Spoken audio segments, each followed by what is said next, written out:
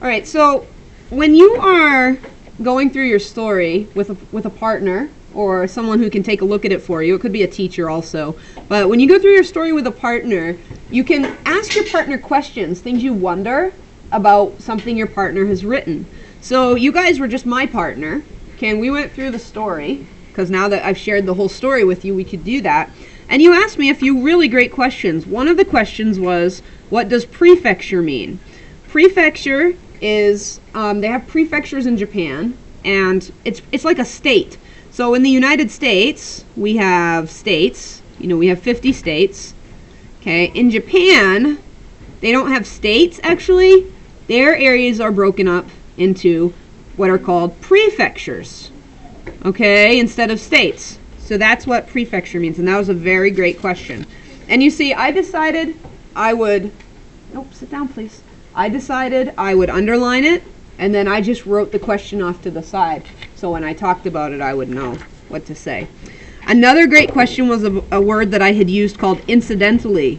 Incidentally is a transition word, so it's a word that I use when I'm connecting two sentences, and it kind of means like, by the way, or it means like, and another thing I want to tell you, is what the word actually means. So incidentally is really kind of a cool word for you to use, and we'll make a list of these words, these transition words, so that you have access to them when you're writing. All right, these words really help writing flow more smoothly.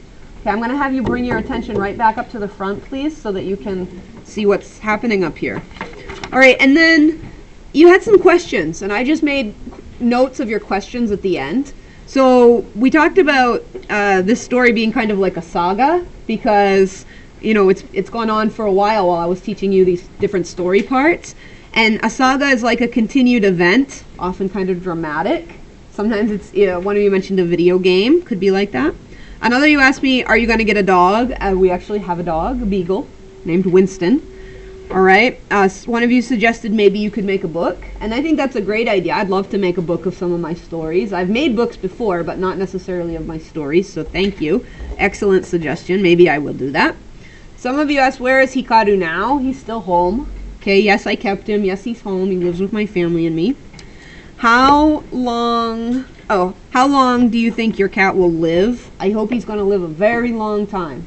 All right, and do you have any other pets? And as I mentioned, yes, we have a dog named Winston, and we have 2 cats named Pixie and Carson. So that makes 3 cats all together with Hikaru. So they live everybody's very happy together, busy house, and that's what we enjoy it.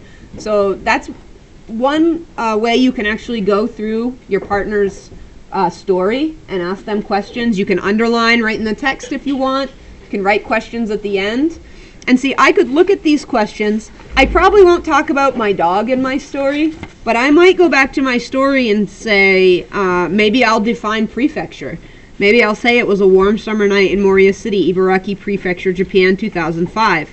And then I might put in parentheses, a prefecture is like a state, except in Japan, or something like that. You can go back and add things into your story, and that's part of the reason you would want to ask these sorts of questions. All right? So that's how you would go through that process.